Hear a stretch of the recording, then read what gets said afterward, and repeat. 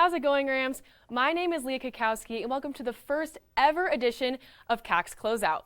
On this opening night, I'll summarize CSU volleyball's match against Northern Colorado this past Tuesday. Plus, I'll give you a detailed look into that oh-so-welcoming first game of the year for Rams football. So without further ado, let's jump right into it. Leading off, I want to give a brief rundown of the battle that happened earlier this week between CSU and rivals just 30 miles down the road, Northern Colorado. As you heard from Mike a couple of days ago, CSU got the upper end of its first UNC opponent, that is of Chapel Hill. But what about this time around? Well, unfortunately, not so much. The Bears took the short trip on I-25 expecting to compete, riding a 2-0 start just like CSU. Nothing was to be underestimated on either side as fans from all over Northern Colorado gathered into Moby to watch. But the Rams looked like a completely different team from Saturday as they were flat from the first serve and never seemed to find their spark.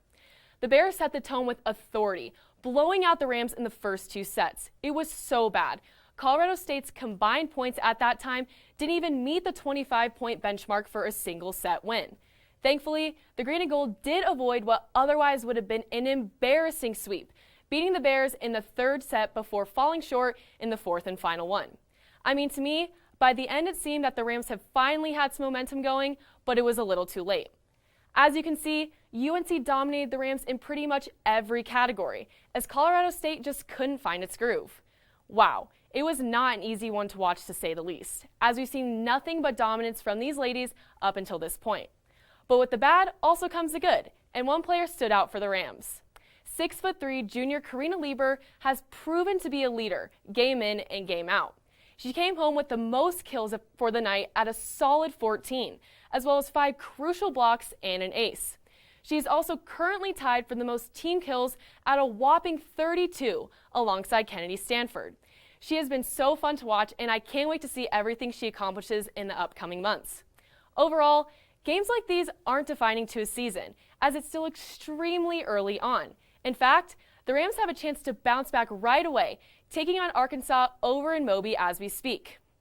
But moving on, let's get into something that we've all been waiting for.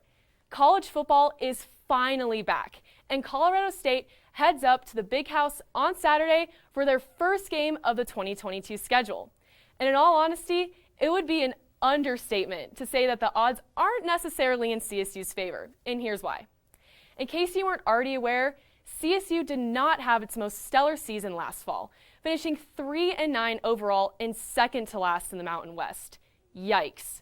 However, with the new leadership of Jay Norvell and plenty of Nevada transfers, things are looking up for the Green and Gold. Like Ella mentioned on Tuesday, there are a lot of new guys on this squad that are going to hopefully lead the Rams to success. The throwing game is going to be utilized much more with transfer Clay Millen as quarterback and the ample support around him. But Millen won't have is John Mackey Award winner and now Arizona Cardinals tight end Trey McBride. That spot will now be filled by homegrown redshirt freshman Tanner Arkin. Even so, with all the transfers and better energy in the works, this season is meant to take a step forward from the last. But facing a top program on the road in front of 110,000 plus is not ideal. As we all know, Michigan is an absolute powerhouse in the Big Ten, finishing 12-2 last year, winning the Big Ten, and ranking third nationally just behind Alabama to make an appearance in the CFP. So yeah, to say it's a tough first draw is a complete downplay, as Wolverines enter at number 8 nationally. And with that comes elite players. Senior quarterback Cade McNamara is back, following a great 2021 campaign in which he threw for over 2,500 passing yards and 15 touchdowns. Primary sources of those targets including Ronnie Bell and Cornelius Johnson, who are both back stronger than ever. To go along with this, has one of the best O-lines in the country, with Ryan Hayes and Trevor Keegan starting at left tackle and left guard respectively. And finally, not to mention a solid tight end duo consisting of Eric Ault and Luke Schoonmaker. Coach Jim Harbaugh and company have put together a stacked roster, which is why CSU is nearly 4 touchdown underdogs. But there have been crazier upsets in sports history, and remember, CSU hung in with Iowa last year, so we'll just have to wait and see what happens on Saturday. And with that, Rams, that is all the sports action I have for you tonight here on CAC's Closeout. Be sure to tune in on Tuesday for another edition of Tuesday Night Sports. Stay safe, have a wonderful weekend, and we'll see you then.